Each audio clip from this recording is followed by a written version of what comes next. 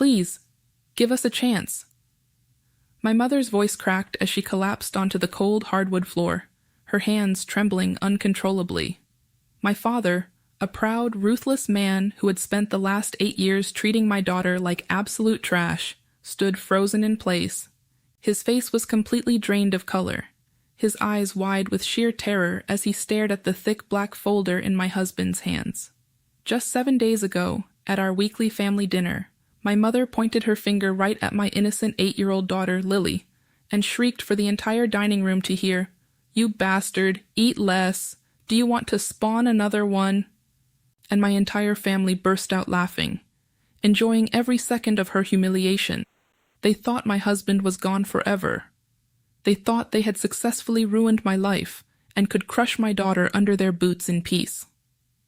But when Marcus stepped through that front door, holding 8 years of ironclad evidence ready to burn their entire empire to ashes, my parents finally learned what hell truly felt like. "Give you a chance?"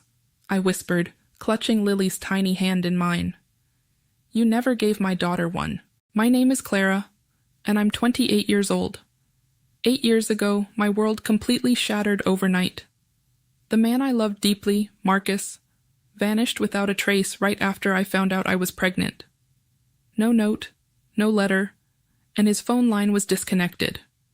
At the time, Marcus was just a self-made, struggling young man, while my family prided themselves on their high social status in town.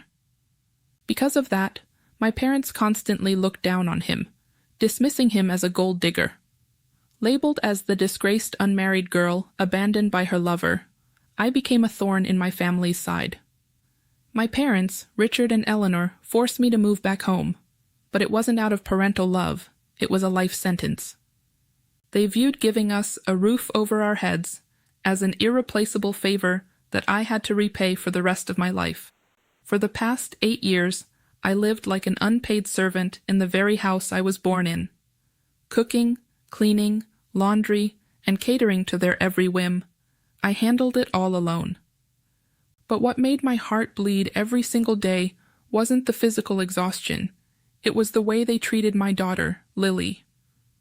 While my younger brother Ethan, my mother's golden child, was an unemployed, spoiled 24-year-old treated like a prince, my 8-year-old Lily was treated like a curse. My mother never once called her by her actual name. To her, Lily was always the bastard or the stain on this house. Every scrap of food and every hand-me-down shirt Lily received came at the cost of bitter, cruel insults from her own grandparents. So many nights, as I held my daughter in the cramped attic storage room, listening to her sniffle and ask, "Mommy, is it because I'm not good enough that Grandma and Grandpa hate me?" my heart felt like it was being ripped apart with a knife. If you're listening to this story and have ever felt the pain of being mistreated or singled out by your own blood, please share your story in the comments below. I would love to read them and connect with you. And if you support a mother fighting for justice, please hit that subscribe button on Revenge Mosquito and turn on notifications so you don't miss the rest of this journey. I endured it all for 8 long years. I swallowed every tear and worked myself to the bone just to keep a roof over my daughter's head. I promised myself I would suffer through it until Lily was old enough for us to leave and stand on our own feet. But I had no idea that my silence only fueled their cruelty, escalating it to a point of no return. It all started in the first week of July. The atmosphere in the house suddenly became unusually lively. My younger brother Ethan had just applied for a managerial position at a major financial conglomerate that had recently opened a branch in our town of Oak Ridge. My parents were so proud that they bragged to everyone that Ethan was about to elevate our family's social standing. My father even splurged on a brand new luxury car for him, just so he could make a grand entrance at work. But beneath that joyful facade, I began to notice subtle, troubling details in my parents' behavior. Whenever news reports aired on TV about the anonymous chairman of that new financial conglomerate, my father, Richard, showed clear signs of agitation. He drank significantly more alcohol, nervously flicked ash from his cigarettes, and occasionally whispered vague questions to my mother. Did the lawyers double-check everything? Are you sure there's no trace left of what happened 8 years ago? Every time my mother brushed it off and reassured him, but her eyes were equally filled with anxiety. The second unsettling detail occurred on Friday afternoon, 2 days before the family dinner party. While I was cleaning my father's study, he rushed outside to answer an urgent phone call and forgot to lock the door. A gust of wind blew several documents off his desk onto the floor. I bent down to pick them up, and my eyes froze on a yellowed sheet of paper. It was a copy of the Inheritance Trust Fund certificate from my late grandfather. The text on the paper explicitly stated, "The entire inheritance shall be transferred to Clara and her lawful spouse upon her reaching the age of 20. But right below it, the name of Marcus, my missing husband, was crossed out. In its place was my father's forged signature, accompanied by a bold red stamp reading, "Assets transferred," stamped with a date from 8 years ago. Before I could read any further, heavy, rushing footsteps signaled my father's return. I gasped, frantically jammed the paper back into place, and picked up my mop bucket. My father glared at me menacingly. "What did you touch on my desk? Keep your nose out of things that don't belong to you unless you want you and your kid out on the street today." I bowed my head, apologized, and quietly retreated. At the time, in my innocence, I thought it was just some old property paperwork. I had no idea that this single yellowed piece of paper was the key that would unlock a horrific crime my parents had buried for nearly a decade. And the family celebration party coming up this Sunday was not going to be a celebration of my brother, but the fuse to a volcano that was about to erupt. That Sunday, our family mansion was packed with guests, relatives, neighbors, and several local officials gathered to celebrate my brother Ethan's upcoming job. My mother, Eleanor, dressed in her most luxurious gown, glided between tables, laughing and boasting proudly. Meanwhile, Lily and I had been working nonstop in the kitchen since 5 a.m., preparing dozens of dishes and cleaning without a single moment of rest. Halfway through the party, dessert was served. Little Lily, who had been helping me carry heavy trays all day without eating anything except a piece of dry bread, lit up when she saw the grand cake at the head table. Her innocent eyes sparkled. She gently tiptoed over, reaching out her tiny hand to pick up a small piece of cake that had fallen onto the edge of a plate. Slap! A deafening slap echoed through the room. My mother snatched the plate away and shoved Lily hard, knocking her to the floor right in front of dozens of guests. She pointed her finger directly at her 8-year-old granddaughter's face and shrieked with absolute disgust, "You bastard, eat less! Do you want to spawn another one?" The entire room fell dead silent for a split second, and then my brother Ethan and my aunts and uncles burst out laughing in sheer delight. Mocking, cruel laughter echoed off the walls. My mother added fuel to the fire, barking, "Your mother had a child out of wedlock, so you're nothing but a leech. Don't ruin your uncle's celebration table." Lily clutched her bright red arm, tears streaming down her face. She didn't even dare to cry out loud, just trembling uncontrollably as she looked up at me. A rage ignited deep within my chest, burning away 8 years of endurance in an instant. I rushed over, wrapped my arms around my daughter, and stood up, glaring directly into my mother's eyes. I screamed, "Are you a human being or a monster? She's an 8-year-old child. She's your own granddaughter." Before the words fully left my mouth, my father, Richard, stormed down from the head table. He swung his hand, slapping me across the face so hard that I stumbled backward, blood gushing from the corner of my lip. He pointed at me, growling through gritted teeth, "You dare talk back to your mother in front of our guests? A disgraced, promiscuous girl like you is lucky to even be under this roof. Get the hell out of my house. I'm kicking both of you out right now." Ethan stood beside him, crossing his arms with a pathetic smirk. "Yeah, throw her out so the house stays clean. She's an eyesore anyway." I held Lily tightly against my chest and wiped the fresh blood from my lip. Looking around at the cold, vicious faces of my own blood relatives, I knew my life as a slave in this house was officially over. I didn't cry. I looked straight into my parents' eyes and spoke in a voice as cold as ice. "I will leave, But remember this day, everything you've done to my daughter and me, you will pay it back with interest." That very night, under a pouring rain, I packed a few old clothes into a worn-out suitcase. Holding Lily's small hand, I walked out of that mansion, permanently severing all ties with this toxic family. The 1-week countdown to their ultimate downfall had officially begun. Leaving the mansion on that rainy night, I had only a few $100s in savings. I hurriedly rented a tiny, damp room on the outskirts of town. It was practically empty, but that night, for the first time in 8 years, little Lily slept peacefully without anyone screaming at her. Holding my daughter in my arms, I swore that even if I had to work 3 or 4 jobs at once, I would protect her. However, my parents had no intention of letting me go.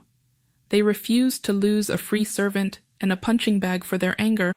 2 days later, while working a night shift at a small diner to make ends meet, my mother, Eleanor, barged in without warning. She berated me in front of my co-workers and customers, falsely accusing me of being an ungrateful daughter who stole family money and ran away. She grabbed my hair and threatened me. "If you don't come home to clean the house and hand over your paycheck, I'll call the police and report that you kidnapped my granddaughter. I still hold Lily's birth certificate. You won't survive in this town." Fearing trouble, the diner manager fired me on the spot. To make matters worse, my father sent threatening text messages, declaring he would use his wealth and connections to sue for custody, turning Lily into an orphan, unless I came back on my knees to apologize and serve the family. I fell into utter despair. I had no money to hire a lawyer and no power to fight my father. On the 4th night after leaving, as I sat crying at the dining table in that dark rental room, my phone rang from an unknown number. It was a call from Attorney Vance, representing the most powerful law firm in the state. His voice was warm, yet deeply authoritative. "Miss Clara, I represent my client to provide full legal and financial support for you and little Lily. A secure luxury apartment downtown has been prepared for the 2 of you. You no longer need to worry about expenses or any threats from your family." I stood in shock, unable to believe my ears. "Who is your client? I don't know anyone that powerful." Attorney Vance calmly replied, "My client wishes to remain anonymous until the time is right. However, he has sent an urgent package for you." Just 30 minutes later, a courier knocked on the door and handed me a small wooden box. Inside was no cash, but the original true will of my late grandfather, alongside a dossier recording every single penny my parents had fraudulently embezzled from my trust account over the last 8 years. And at the bottom of the box was a short handwritten note in a handwriting I knew all too well. Marcus's handwriting. "Stay strong, Clara. In exactly 3 days, I will reclaim everything they stole from you and our daughter." My heart pounded violently against my chest. Marcus was alive? He had never abandoned me? What on earth had happened 8 years ago? While my daughter and I were relocated to a safe, high-end apartment under the protection of a security team on the other side of town, my family's nightmare officially began. On Friday morning, the 5th day since I was thrown out of the house, my father confidently escorted my brother Ethan to the headquarters of Vanguard Financial Group to start his job. Ethan wore an expensive suit, strutting as if he owned the entire town. But right in the main lobby, the HR director threw Ethan's application back in his face in front of dozens of distinguished guests, declaring sternly, "Your application has been permanently blacklisted across our entire system due to discovered academic fraud and bribery." Before my father could recover from the shock, his phone rang non-stop. Every personal bank account, family business account, and credit card belonging to my parents were frozen instantly. The reason was brutal. An anonymous financial conglomerate had just bought up all the bad debts, mortgages, and bonds that my father's company had racked up over the past 8 years. And they were launching emergency foreclosure proceedings to seize all assets to recover the debt. My mother fainted on the spot upon hearing the news. When my father frantically rushed home, he was horrified to find law enforcement vehicles and police officers parked outside our luxury mansion. Attorney Vance's legal team stood there, ready to seal the entire house and all vehicles. Our grand mansion, my family's sole source of pride, was about to be auctioned off publicly. Ethan stood outside, crying hysterically as his newly bought luxury car was towed away. In sheer panic, my father consulted his personal attorney, only to uncover a deadly loophole. The transfer contract for the inheritance fund from 8 years ago, on which he had forged my signature, was at risk of complete nullification. Without my formal sign-off, he could not execute any financial transaction to save his collapsing company. They were backed into a corner. On Sunday, exactly 7 days after my mother pointed at Lily, called her a bastard, and joined the family in throwing us out, my phone rang. My father's voice through the speaker was trembling and desperate, yet he still tried to maintain a condescending tone. "Clara, come home right now. The family is facing a small issue. You just need to come back and sign a release form for Dad, and I'll let you two move back in. I will forgive all your mistakes." I looked over at Attorney Vance, who gave me a subtle nod. I smiled, a cold, heart-wrenching smile. "Sure, I'll be back this afternoon. It's time we put an end to this." That afternoon, I returned to the mansion alongside Attorney Vance.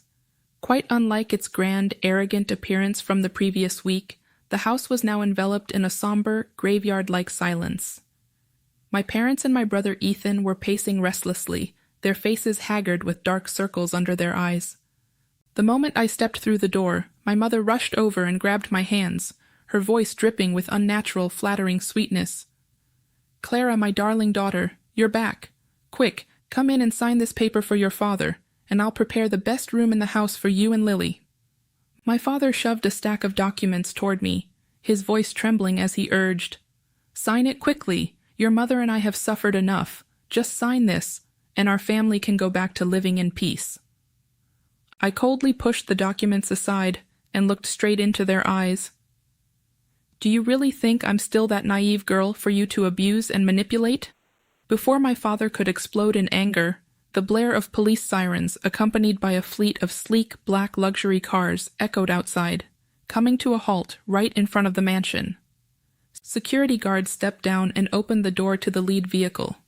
A tall man in a flawlessly tailored suit stepped out. His stride was firm, his sharp gaze brimming with unmistakable authority. My parents stared out the doorway, instantly freezing as if struck by lightning. Marcus?" My mother stammered, her voice catching in her throat as her entire body began to shake violently.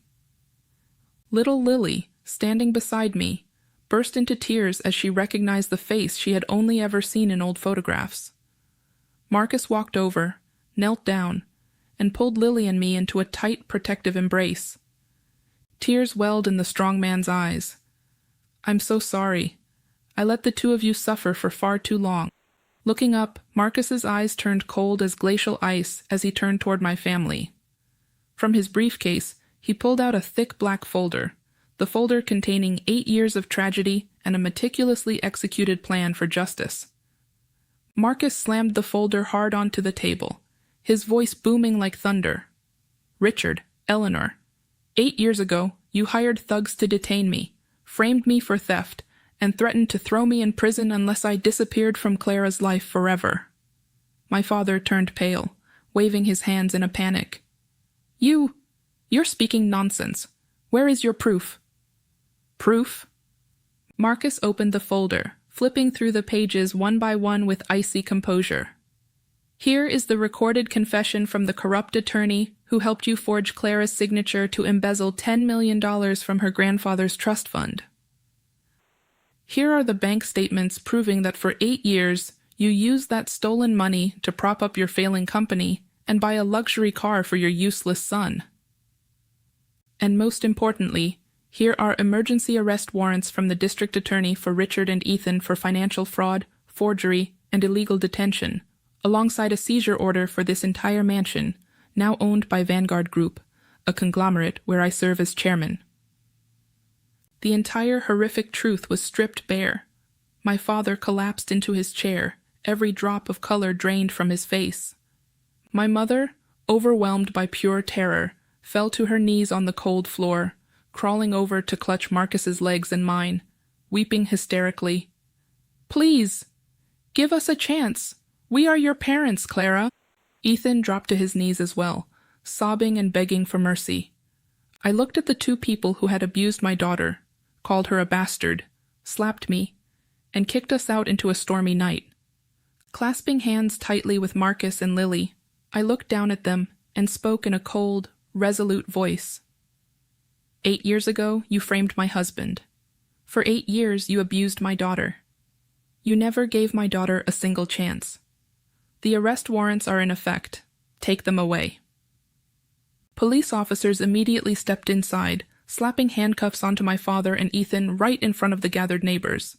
The scandal at our family mansion quickly became the biggest headline in the town of Oak Ridge. Local newspapers ran front-page stories exposing the 8-year-old financial fraud and illegal detention ring run by a family that had always boasted of its distinguished status. 3 months later, the formal trial commenced. Standing at the witness stand, the truly horrific, selfish nature of these so-called family members was laid bare for all to see. When faced with severe prison sentences from the undeniable evidence presented by Marcus's legal team, my younger brother Ethan panicked. Right in the middle of the courtroom, he pointed an accusing finger straight at my father and shrieked, "It was Dad. He forced me to do everything. He was the one who forged Clara's signature and hired people to get rid of Marcus. I didn't know anything. I was just obeying my father." My father, Richard, stared in absolute disbelief at the golden son he had pampered and cherished above all else. Consumed by rage, he cursed Ethan as a traitor. The two of them scuffled and hurled insults at each other right in front of the judge until court bailiffs had to physically intervene. It was the most humiliating end for a family that had used superficial glamour to crush others underfoot. The judge delivered the verdict. My father, Richard, was sentenced to 14 years in federal prison for forgery, illegal detention, and grand larceny. Ethan received 6 years in prison as an accomplice. The mansion and all associated assets were sealed and publicly auctioned to fully reimburse the $10 million plus accrued interest back into my trust account. As for my mother, Eleanor, the woman who had boasted of her social standing while constantly screaming at her 8-year-old granddaughter that she was a parasitic bastard, she received the bitterest punishment from society itself. She was escorted off the property by law enforcement officers on the very day the mansion was sealed, allowed to take only a single suitcase of old clothes, precisely how she had thrown my daughter and me out into the pouring rain. Desperate and panicked, Eleanor ran everywhere, knocking on the doors of the wealthy socialites who had attended her weekend party, begging for a place to stay. But all she received were cold glares and slammed doors. Security guards at gated communities forcibly turned her away. The very people who had once flattered and catered to her now treated her like a toxic plague to be avoided. With no money and no luxury mansion, Eleanor had to move into a cramped, damp rental room in a slum on the outskirts of town. The woman who had once looked down on an 8-year-old child's scrap of food now had to hold a plastic bowl every single day, standing in line for charity meals just to survive. The crushing loneliness, the cold rejection from society, and the agonizing guilt lurking in the dark every night became her cruelest lifelong sentence. 2 years passed quickly. Our small family relocated to a beautiful home filled with sunshine and sea breezes on the west coast. The bond between Marcus and little Lily grew stronger every day through genuine love, patience, and boundless care. I still vividly remember those early days after leaving that toxic environment, when Lily would jump in terror and hide behind me whenever adults raised their voices. But now, Lily was a bright, confident, and radiant 10-year-old girl. She passionately played the piano and ran out to the gate every single evening when Marcus returned from work, proudly calling out, "Dad!" Marcus had officially finalized all legal paperwork. adding his name to Lily's birth certificate as her legal father, granting her complete protection and a bright future. I also established my own nonprofit foundation, dedicated to supporting single mothers and abused children, helping them reclaim their freedom and dignity. Having endured so many storms, heartbreak, and endless dark nights of despair, I realized a profound truth. A true family is never defined by shared blood or empty social promises. A true family is built on respect, compassion, and the unwavering willingness to stand up and protect one another through life's fiercest storms. Those who use the guise of family ties to manipulate, spread toxicity, and feed their bottomless greed may win in the short term. But karma and justice will always arrive right on time. Whatever they stole from you, the universe will force them to pay back with interest. Thank you all so much for staying with me over the past 20 minutes to witness my daughters and my emotional journey to justice. If this story brought you comfort, strength, or a meaningful lesson in life, please hit the like button to help spread this story to more people. Leave a comment below sharing your own thoughts or experiences. And don't forget to subscribe to Revenge Mosquito and turn on notifications so you never miss our next dramatic revenge stories. Goodbye, and I'll see you all in the next story.